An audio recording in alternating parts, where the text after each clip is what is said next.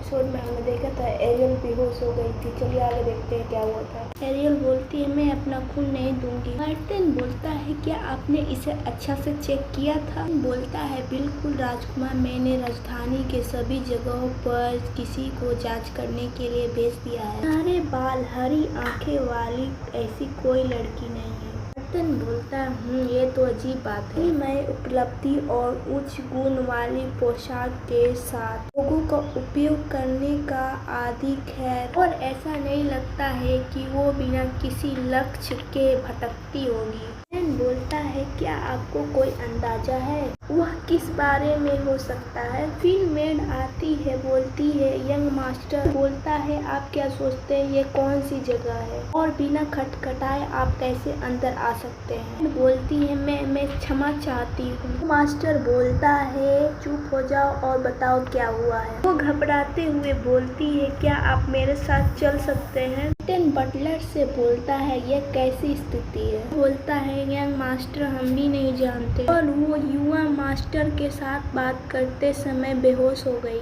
और यहाँ तक कि जब हमने डॉक्टर को बुलाया उन्होंने कहा कि उसके शरीर में कोई समस्या नहीं है और हमें इसे कैसे समझाना चाहिए। मार्टिन बटलर से बोलता है मैं पूछ रहा हूँ ये कैसे हुआ? बटलर बोलता है वो अचानक गिर गई इसलिए हमें ठीक से पता नहीं है। एक हेल्दी बच्चा अचानक गिर गई। क्या आप मुझे ऐसी कहानी पर विश्वास करने के लिए कह रहे हैं? मार्टिन बोलती है रुको ये क्या हो रहा है? मैं अपना खून किसी को नहीं दूंगी। मार्टिन बोलता है खून? तुम किस बारे में बात कर रहे हो? क्या ऐसा हो सकता है कि जब मैं दूर था आपने इस बच्चे के साथ कुछ भी अजीब तो नहीं किया था? बटलर बोलता है ऐसा कभी नहीं होगा महाराज, ऐसा नहीं हो सकता। हम उस यंग लेडी पर कभी हाथ नहीं उठाएंगे। निश्चित रूप से इस हवेली में बच्चे का शोषण असंभव है। अगर जिंदगी कीमती है तो ऐसा चीज नहीं हो सकती। लेकिन मार्टिन अपने मन में बोलता है रुको क्या ये हो सकता है कि वो खून की थैली हो सकती है? ब्लड बैंक एक गुलाब है जो खून चढ़ाने के लिए काम आता है लेकिन एक अवधि है, लेकिन समाज में इसे अच्छा नहीं माना जाता। मुझे लगता है ये अजीब है क्योंकि बच्ची बिना परिवार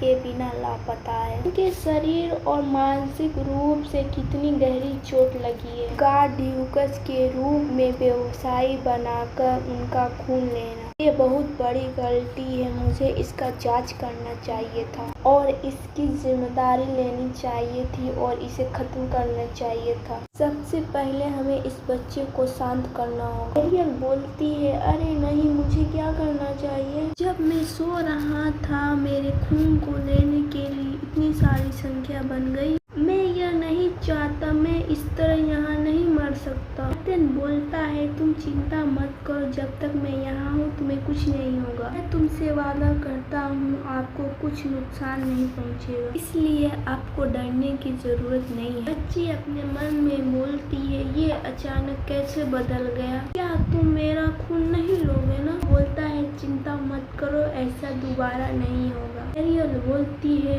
तुम सचमुच मेरा खून नहीं लोगे ना? मार्टिन बोलता है मैं आपका खून का क्या करूँगा? आप मुझे बता सकते हैं आपको किसने धमकी दी थी? यह व्यक्ति बहुत दयालु है, कभी कभी ऐसा लगता है कि यह बुरा व्यक्ति नहीं है। एक्चुअली मैं कह रही थी। वो बोलता है क्या गलत है? एरियल बोलती है वो व्यक्ति कौन है, वहाँ क्या कर रहा है? बोलता है क्या तुम मुझे नहीं जानते? मार्टिन बोलता है क्या ये है? आइन बोलता है अरे आप क्या बोल रहे हैं? आइन बोलता है लेडी कैफीन ऐसे ही बेहोश हो गई थी। चलो तुम मेरे पास आओ, ये घटना अनखने से है पर ये खत्म हो चुकी है, टिगर बन गया है। आइन बोलता है बर्ड ब्लैक गुलाब एक गलत फहमी है पिताजी। आइन कॉल गैंग एकमात्र शिकार बन गया। लेकिन एरियल बोलती है 1 सप्ताह हो गया इस धरती पर गिरे हुए और इस इंसान के घर में रहना शुरू कर दिया, पर मैं सचमुच खुश हूँ। ये सब एक गलत फहमी थी। मुझसे ऐसे बात करते रहते हैं। जब ये गलत फहमी दूर हो गई है तो मैं आराम कर सकती हूँ और और ये बहुत अच्छी बात है, लेकिन यह बिल्कुल निरर्थक है। बोलती है यंग लेडी क्या आप जाग रहे हैं? एरियल बोलती है जेन आपने मुझे तो डरा दिया, और आप यहाँ कैसे आए? वो बोलती है ये एक रहस्य है। यंग लेडी आपको बोरिंग लग रहा है तो आप थोड़ी देर के लिए बाहर जा सकते हैं। वो बोलती है ठीक है, बहुत अच्छा विचार है जेन, चलो बाहर चलते हैं घूमने। जेन बोलती है चलो सबसे पहले मैं तुम्हें कपड़ा पहना देता हूँ। हाइन अपने मन में बोलता है इस लड़की ने मुझे सचमुच नर्क में डाल दिया, और तुम्हारी हिम्मत कैसे हुई मुझ पर झूठा आरोप लगाने की? उसके फादर उसको बोलते हैं क्या आपको पता है कि उस गलत फहमी को दूर करने के लिए मुझे कितनी परेशानी उठानी पड़ी? वो बोलता है यह मेरा मतलब नहीं था, यह गलत फहमी थी पिताजी। जांच के बाद मुझे पता चला कि यह एक गलत फहमी थी, मुझे माफ करो। हाइन बोलता है क्या आप सचमुच इसे एक बात के लिए आप इसे खत्म करोगे पिताजी? लड़की अगली बार फिर मिलेगी, चाहे वो कितना भी रोए और घुटने के बल गिड़गिड़ाए, मैं उसे कभी नहीं माफ करूंगा। हाइन बोलता है आप बिल्कुल सही समय पे आए हैं, इस बार मैं साफ कर दूंगा कि कौन श्रेष्ठ है। एरियल बोलती है ओ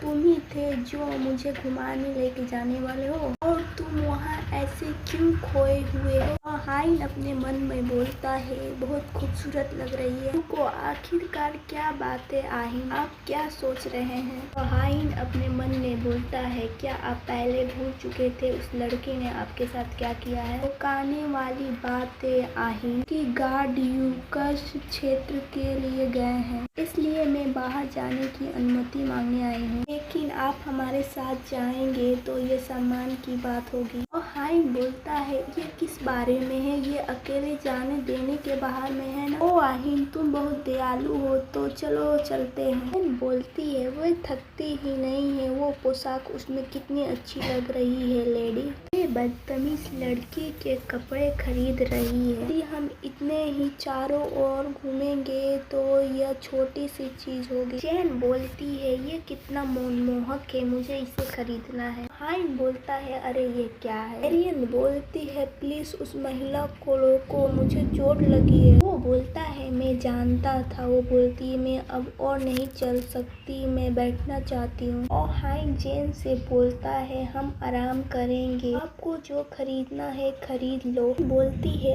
आइए हम लोग मिलकर खरीदते हैं। हाइन बोलता है उफ अब मैं आराम करूंगा। रियल बोलती है ये क्या कर रही है, ये गंदा मिठाई का ढेर है, इतने लंबे समय से मेरे पास कुछ भी नहीं है। गार्ड आता है बोलता है युवा मास्टर आप 1 मिनट के लिए यहाँ आ सकते हैं। हाइन बोलता है मैं देख रहा हूँ वो मिल गया है। रियन बोलती है अब मेरा मौका आ गया। हाइन बोलता है मुझे कुछ देर के लिए जाना होगा, तुम ठीक से रहना।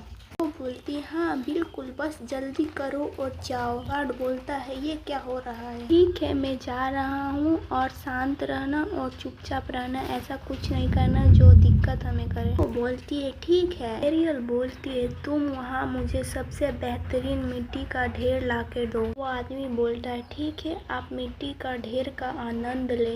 ये बेहतरीन मिट्टी का ढेर है। हाइन बोलता है ये किसकी आवाज है, ये गलत है। एरियल बोलती है ये क्या है सड़ा हुआ, क्या आप मुझसे मजाक कर रहे हैं? एडवाइन बोलता है क्या सड़ा हुआ, जैसे आपने कहा था मिट्टी का ढेर लाने के लिए मैं वैसा ही लाया हूँ। हाइन बोलता है आपने सचमुच क्या खाया, और तुमको नहीं पता है कि कैफे में असली मिट्टी कहाँ से आई?